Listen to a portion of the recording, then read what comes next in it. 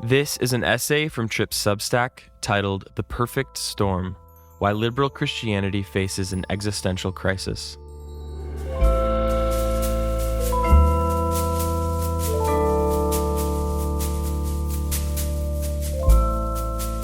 The Paradox of Liberal Theology. From the earliest days of the podcast, I've chronicled the ebbs and flows of American religious life, particularly within mainline Protestant traditions.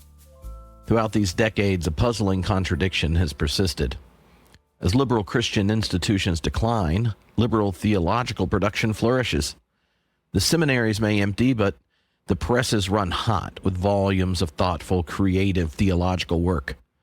The paradox begs our central question: does liberal Christianity have a future? What we face is not merely a messaging problem or institutional mismanagement, but what my friend Bo Sanders aptly names a perfect storm, a fundamental incompatibility between liberalism's prioritization of the individual, Christianity's commitment to community, and the corrosive effects of consumer capitalism on both. The evidence of trouble is clear: declining membership, aging congregations, and diminishing cultural influence. Yet many observers dream for renewal.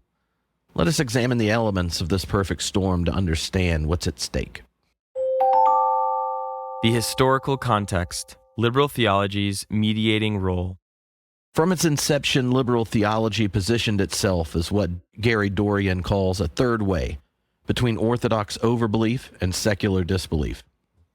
When Schleiermacher wrote to religion's cultural despisers, he began a project that would define liberal theology's vocation, making Christianity credible to modern consciousness while preserving its spiritual essence.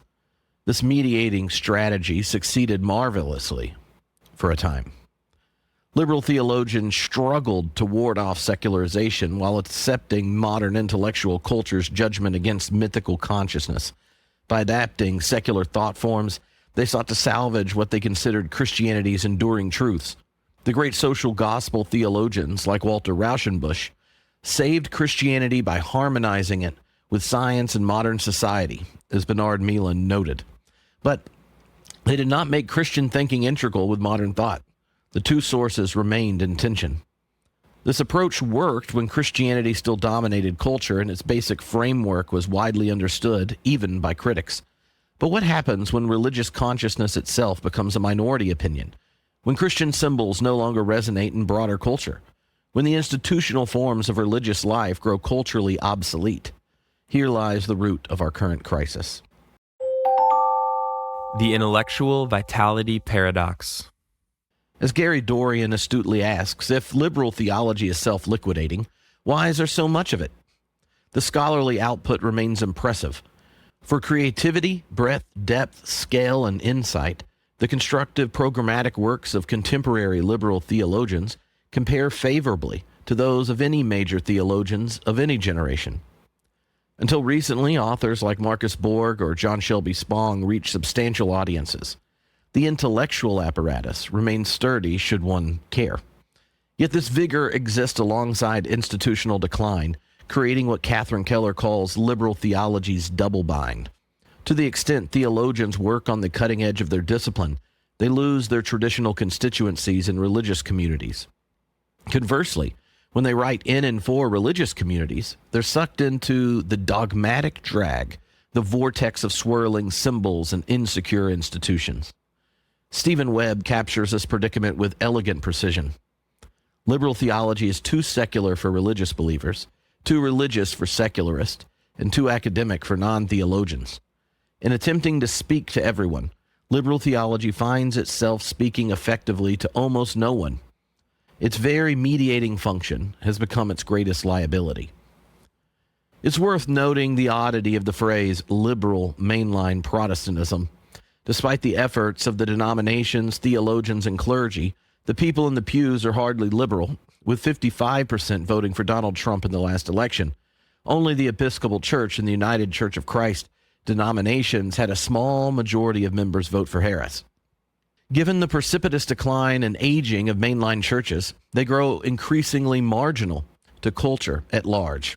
Ideologically, they have, on a whole, lost much of the protest in their Protestantism, with members significantly more moderate culturally than the leadership. The 5 predicaments of liberal theology. Beyond this strategic dilemma, liberal theology faces 5 substantial predicaments that compound its troubles. First, what Henry Nelson Wyman identified decades ago as spiritual thinness. Liberal theology shrank from defending God's existence and tried to make itself attractive by appealing to social concerns. This strategy became a loser, as Wyman bluntly put it, driving strong and intelligent people away from religion. Without robust God language, churches offer little that secular progressivism doesn't already provide. Given the moderating trajectory of mainline Protestants at a congregational level, one wonders if there's even much concern for social change and not, more aptly, a Morning Joe-style mournfulness for a time they had a voice that solicited much more than apathetic eye rolls. Second, the loss of mythic consciousness. Bernard Meehan argued that liberal theology whittled down the Christian myth to fragments of Christian ethos, creating spiritual impoverishment that was killing liberal Christianity, a tragedy for Western culture. By straining out the paradoxes and mysteries of faith, liberals lost the very element that gave religion its power. When the anti-intellectual perversion of fundamentalist evangelicalism is treated as normative, Protestants develop an allergy to an encounter with the Word. They end up guarding themselves against divine address by garbing themselves in an epistemological distancing maneuver that counts a buffered soul as a wise one.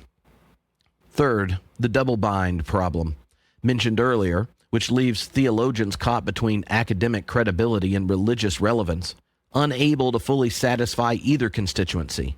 In an odd way, if liberal theology is too secular for religious believers and too religious for secularists and too academic for non-theologians, they may have managed to reach all their potential audience. That's a problem. Fourth, what I call liberal laryngitis, the inability to speak clearly on both large and small issues, when every statement must be qualified, when no truth claim can stand without hedging, proclamation becomes impossible. Too often, the preacher must apologize for the text and fails to have a strong take on the gospel. And fifth, the nostalgia trap. Today's liberals celebrate past victories while remaining hesitant on modern contemporary moral challenges. They rightfully honor their prophetic stances on race and gender, but struggle to apply the same prophetic energy to present controversies. They live on the fumes of yesterday's courage. God may still be speaking, but if we walk into the future facing backwards, we can't expect to hear, see, and step with confidence. The cultural shift beyond theology's control. Even if liberal theology could address its internal contradictions, broader cultural shifts have undermined its foundations. Christian Smith's horse and buggy analogy is apt. Liberal Christianity hasn't been rejected so much as bypassed by cultural evolution. People didn't decide horses were morally inferior to automobiles. They simply found cars more practical for modern life. Consider what historian Bill Leonard calls the sociology of Sundays, the transformation of America's weekend patterns. When Sunday becomes just another day for shopping, sports, and work, church attendance becomes one option among many, rather than a community standard. Add to this the gig economy, frequent relocations for careers, delayed marriage, and home ownership, and you create a society where a stable religious community becomes increasingly difficult to maintain. Oddly enough, this leads to a time like ours where a college degree, children, and home ownership increases the likelihood of regular participation in a community of faith. The philosopher Byung-Chul Han describes our crisis of ritualization and narration, the disappearance of shared symbolic frameworks that give meaning to time and space. In traditional societies, religious myth provided a unifying narrative, and rituals embedded individuals in this larger story. Today's fragmented, individualized spirituality lacks this cohesive power. When Han observes that liberal patchwork religion emerges from the decay of a unified horizon of meaning, he names precisely what makes contemporary liberal Christianity so thin. Furthermore, authority has shifted from institutions to influencers. People no longer trust churches simply because they are churches, denominations because they were baptized there, nor pastors simply because they hold credentials. In this environment, liberal Christianity's institutional heritage can become a liability rather than an asset. The perfect storm, the fundamental incompatibility. These elements converge in the perfect storm, a fundamental incompatibility between liberalism, Christianity, and consumer capitalism. Liberalism inherently prioritizes individual autonomy and choice, while Christianity fundamentally calls for communal formation and shared practice. Consumer capitalism exacerbates this tension by training us to approach everything, including religion, as discerning customers seeking personal satisfaction. When Bo and I discussed this on the Theology Nerd Throwdown, I found his eardrum and elevator analogy particularly illuminating. Just as human eardrums physiologically limit how fast elevators can descend, creating pain at speeds of 30 to 40 feet per second, there may be built-in limitations to how individualistic a communal religion can become before it ceases to function. Like engineers who can design faster elevators but cannot redesign human eardrums, liberal theologians can create more individualistic theology but cannot overcome the communal nature of Christian formation. This creates what Bo describes as the important but not urgent dynamic. Liberal clergy present spirituality as important but not urgent, but their parishioners often receive it as neither important nor urgent. Without the strong communal expectations found in more conservative traditions, liberal religion struggles to maintain the consistent participation necessary for particular spiritual formation. As an aside, with a look back in American church history, other forms of faith with strong communal expectations exist. Leftist forms of religion, from the cooperative movement to socialist forms of education and religious movement to localist slow agrarian movements, they offer different ways of managing this individual community dynamic. Sadly, many of those have ceased. End aside. Case studies in contradiction. These contradictions manifest in countless everyday church situations. Consider the wedding baptism paradox. Couples seek religious ceremonies but have no intention of joining the community that gives these rituals meaning. Ministers accommodate by using more generic spiritual language, but this very accommodation undermines the distinctiveness that may draw people into deeper commitment. Similarly, community meals designed to serve the hungry intentionally avoid prayer or religious content to be welcoming. Yet this approach creates no pathway for recipients to enter to the community behind the service. The church thus becomes a service provider rather than a formative community. Bo and I both bemoan the problem of organ endowments. We both worked at churches whose endowments, specifically designed for pipe organs and stained glass windows, exceeded their entire mission budgets. These institutions maintain beautiful buildings, but struggle to articulate why anyone should gather in them. The educational focus over worshipful formation represents another contradiction. Liberal churches often delay children's participation in worship until they've been educated about it, forgetting that worship itself is education. By prioritizing cognitive understanding over embodied practice, they inadvertently teach that Christianity is primarily about ideas rather than transformation, something no one would truly claim, and yet it shapes our practice.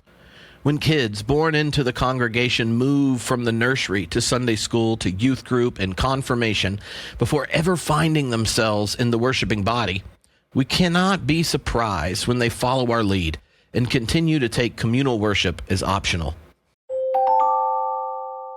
The stakes of the crisis. Liberal Christianity faces not merely marketing issues, but fundamental structural challenges that threaten its continued existence. Yet something valuable would be lost with its disappearance. Liberal theology, at its best, preserves the possibility of a thoughtful faith that engages modern knowledge while cultivating spiritual depth. In a polarized culture, the mediating voice of liberal Christianity offers an alternative to fundamentalisms, both religious and secular. Its commitment to holding faith and inquiry together, tradition and innovation, transcendence and immanence represents a distinctive and valuable contribution to public discourse. Whether liberal Christianity's future involves institutional renewal or transformation into something that transcends the present dead end remains uncertain. What is clear is that continuing on the current path only leads to further decline. The perfect storm shows no signs of abating. The question is whether liberal Christians can build an ark sturdy enough to weather it. Perhaps the ark of liberal Protestantism has run aground, and we need to take some advice from Alfred North Whitehead, who said, "A system of dogmas may be the ark within which the church safely floats down the flood tide of history, but the church will perish unless it opens the window and lets out a dove to search for an olive branch. Sometimes even it will do well to disembark on Mount Ararat and build a new altar to the divine spirit, an altar neither in Mount Gerizim nor yet in Jerusalem." Here, Reinhold Niebuhr's perspective offers the most helpful frame. Christianity always stands under judgment, including its liberal expressions. The task is not preservation for its own sake, but faithful witness to transcendent truth in changing times. In that light, liberal Christianity's crisis may be precisely the crucible needed to forge a more vital faith for the future.